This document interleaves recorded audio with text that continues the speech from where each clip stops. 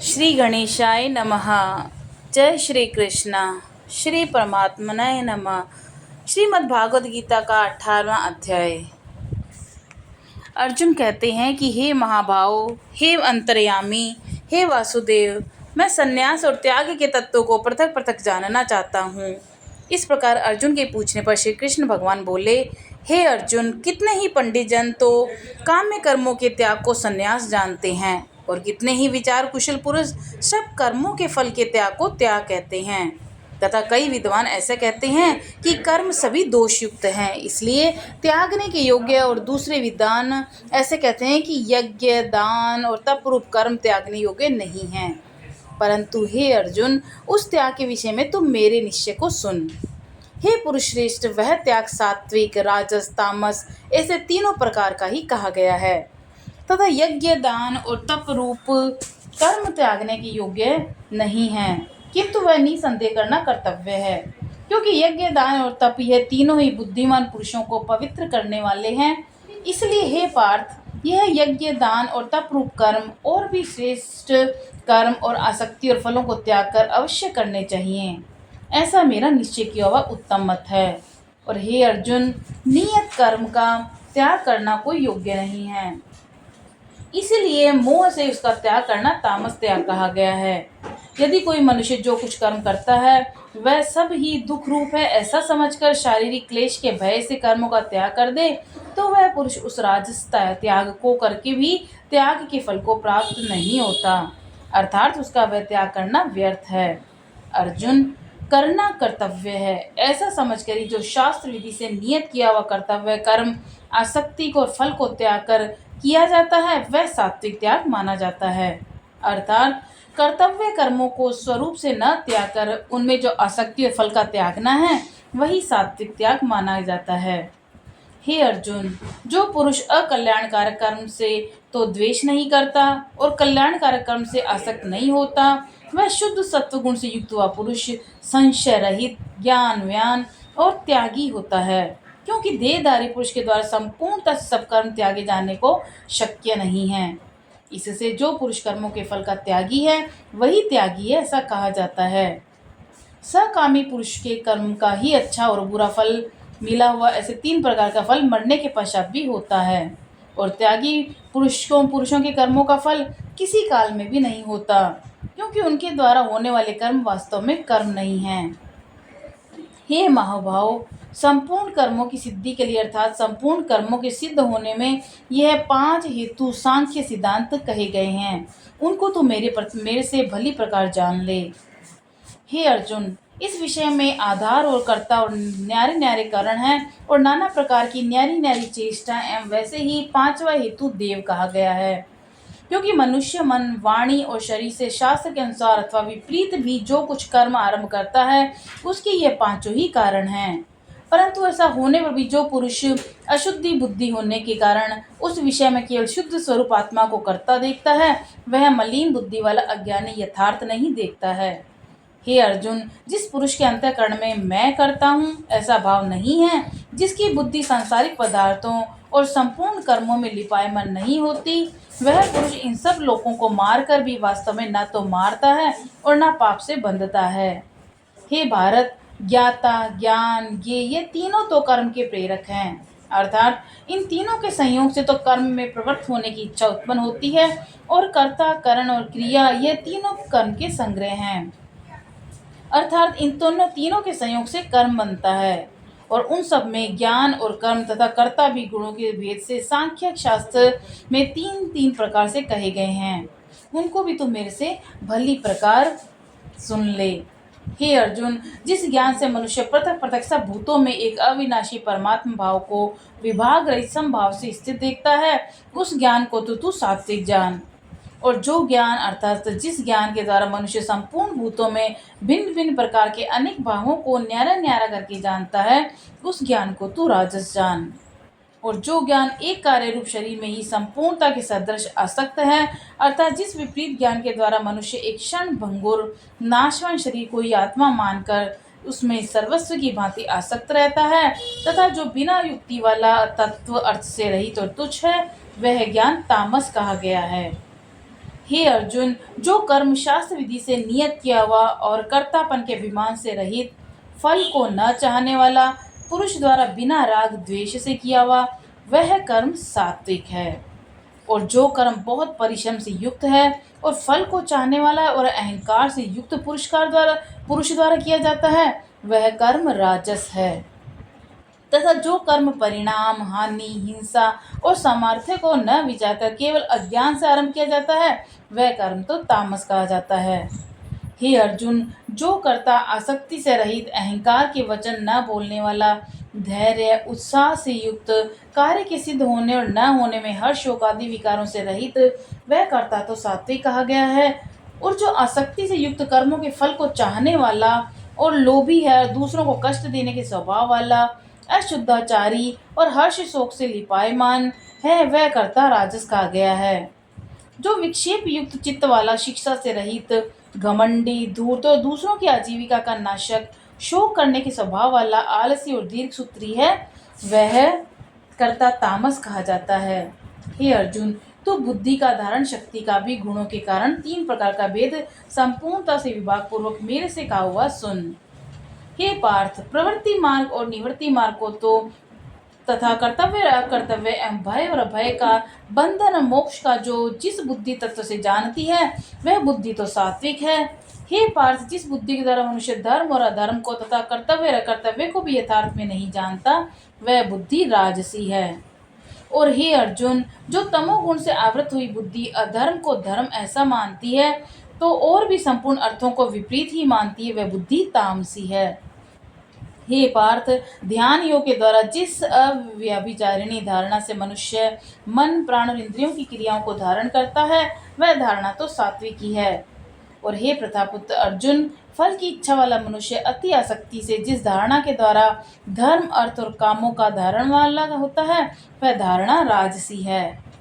तथा हे पार्थ, दुष्ट बुद्धि वाला मनुष्य जिस धारणा के द्वारा निद्रा, भय, चिंता और दुख को एवं उन्मत्तता को भी नहीं छोड़ता, अर्थात धारण किए रहता है, वह धारणा तामसी है।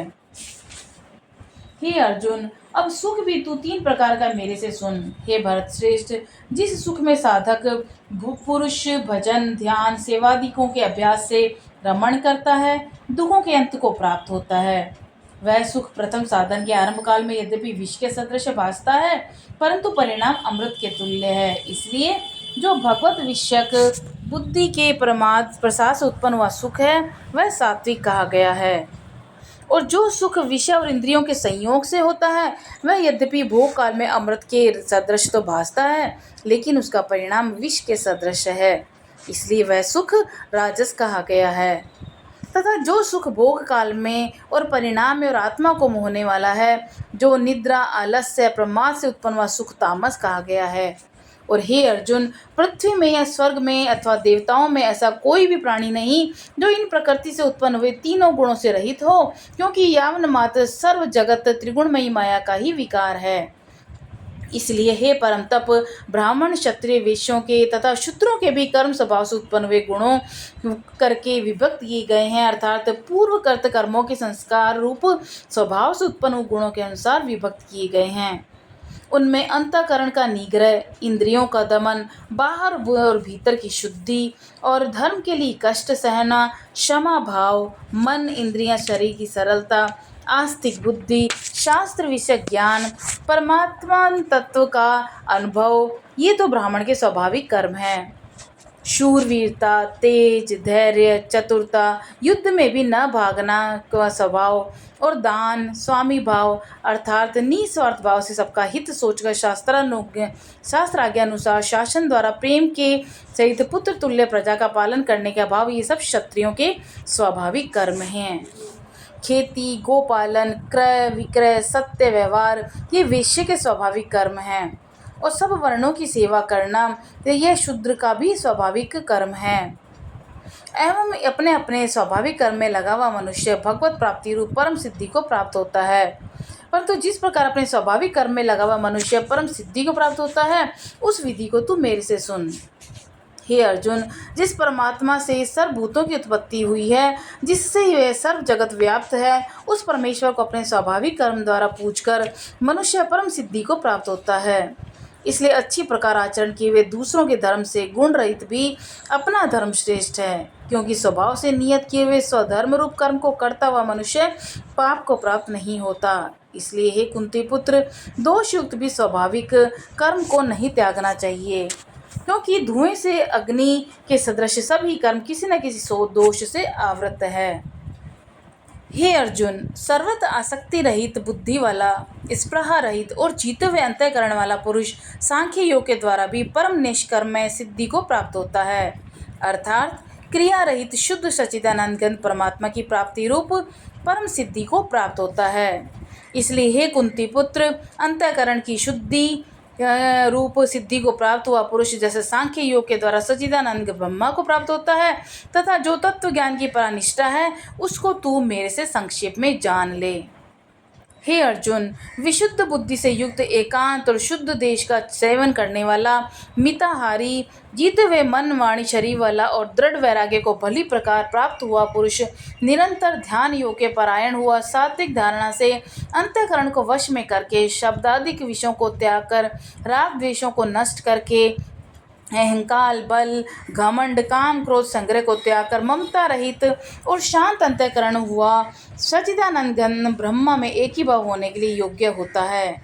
इसलिए वह सच्चिदानंद घन ब्रह्मा में एक ही भाव से स्थित हुआ प्रसन्न चित्त वाला पुरुष न तो किसी वस्तु के लिए शोक करता है और न ही किसी की आकांक्षा करता है, एवं वह सब भूतों में समभाव होता है और मेरी पराभक्ति को प्राप्त होता है।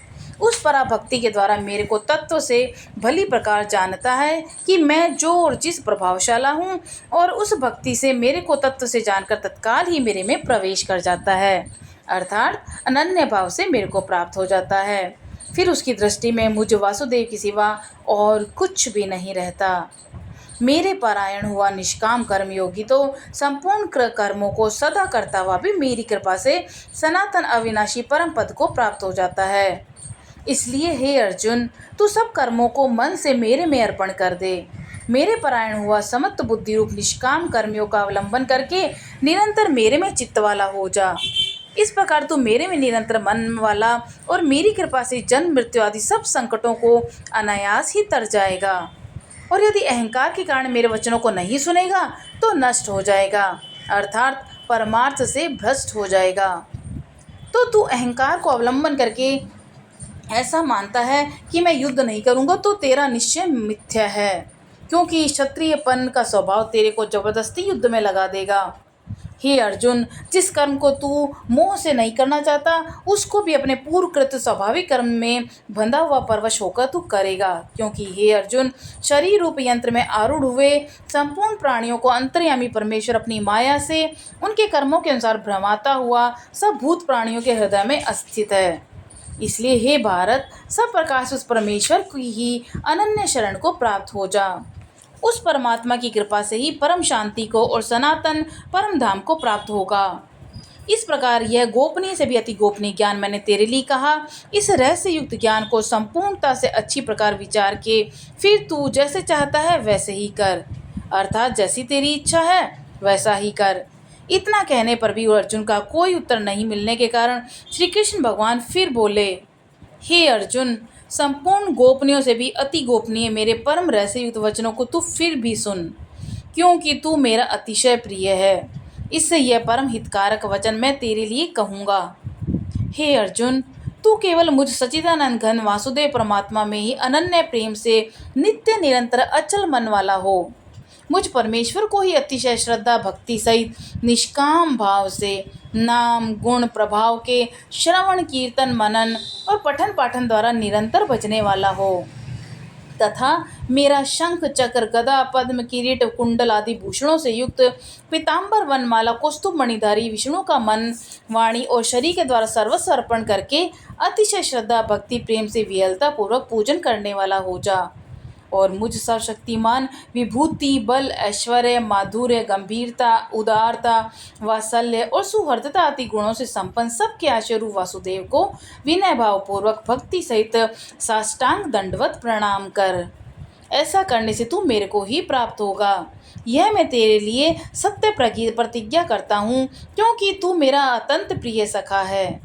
इसीलिए सर्व धर्मों को और संपूर्ण कर्मों के आश्रय को त्याग कर केवल एक मुझ सच्चिदानंद घन वासुदेव परमात्मा को ही अनन्य शरण को प्राप्त हो। मैं तेरे को संपूर्ण पापों से मुक्त कर दूंगा, तू शोक मत कर। हे अर्जुन, इस प्रकार तेरे हित के लिए कहे हुए इस गीता रूप परम रहस्य को किसी भी काल में न तो तप रहित मनुष्य के प्रति कहना चाहिए, न भक्ति रहित के प्रति, और न बिना सुनने की इच्छा करने वाले के प्रति कहना चाहिए, एवं जो मेरी निंदा करता है उसके प्रति भी नहीं कहना चाहिए। परंतु जिनमें ये सब दोष नहीं है, ऐसे भक्तों के प्रति प्रेम पूर्वक उत्साह के साथ कहना चाहिए। क्योंकि जो पुरुष मेरे से परम प्रेम के करके इस परम रहस्य युक्त गीता शास्त्र को मेरे भक्तों में कहेगा, अर्थात निष्काम भाव से प्रेम पूर्वक मेरे भक्तों को पढ़ाएगा या अर्थ की व्याख्या द्वारा इसका प्रचार करेगा, वह निसंदेह मेरे को ही प्राप्त होगा। और इससे न तो इससे बढ़कर मेरा अतिशय प्रिय कार्य करने वाला मनुष्य कोई होगा, और न इससे बढ़कर मेरा अत्यंत प्यारा पृथ्वी में दूसरा कोई होगा। तथा हे अर्जुन, जो पुरुष इस धर्म में हम दोनों के संवाद रूप गीता शास्त्र को पढ़ेगा, अर्थात नित्य पाठ करेगा, उसके द्वारा मैं ज्ञान यज्ञ से पूजित होऊंगा, ऐसा मेरा मत है।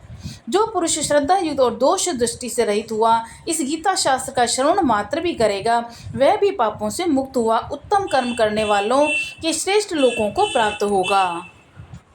इस प्रकार गीता के महात्म्य कहकर भगवान श्री कृष्ण चंद्र आनंद कंद ने अर्जुन से पूछा, हे पार्थ, क्या यह मेरा वचन तैने एकाग्रचित्त से श्रवण किया? और हे धनंजय, क्या तेरा ज्ञान से उत्पन्न हुआ मोह नष्ट हो गया? इस प्रकार भगवान के पूछने पर अर्जुन बोले, हे अच्युत, आपकी कृपा से मेरा मोह नष्ट हो गया है, मुझे स्मृति प्राप्त हुई है, इसलिए मैं संशय रहित हुआ स्थित हूँ और आपकी आज्ञा पालन करूँगा।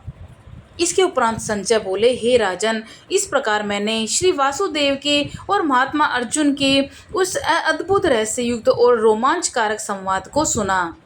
कैसे कि श्री व्यास जी की कृपा से दिव्य दृष्टि द्वारा मैंने इस परम रहस्य युक्त गोपनीय योग को साक्षात कहते हुए स्वयं योगेश्वर श्री कृष्ण भगवान से सुना। इसलिए हे राजन, श्री कृष्ण भगवान और अर्जुन की इस रहस्य युक्त कल्याणकारक और अर्जुन अद्भुत संवाद को पुनः पुनः स्मरण करके मैं बार बार हर्षित हो रहा हूँ। तथा हे राजन, श्री हरि के उस अति अद्भुत रूप को मैं पुनः पुनः स्मरण करके मेरे चित्त में महान आश्चर्य होता है और मैं बार बार हर्षित हो रहा हूँ। हे राजन, विशेष क्या कहूँ, जहाँ योगेश्वर श्री कृष्ण भगवान है, जहाँ गांडीव धनुषधारी अर्जुन है, वहीं पर श्री विजय विभूति एवं अचल नीति है, ऐसा मेरा मत है। बोलो श्री कृष्ण भगवान की जय। ओम नमो भगवते वासुदेवाय नमः। इति श्रीमद्भागवत गीता रूपी उपनिषद एवं ब्रह्म विद्या योग शास्त्र विषयक श्री कृष्ण अर्जुन संवाद के मोक्ष संन्यास योग नामक 18वां अध्याय। जय श्री कृष्ण।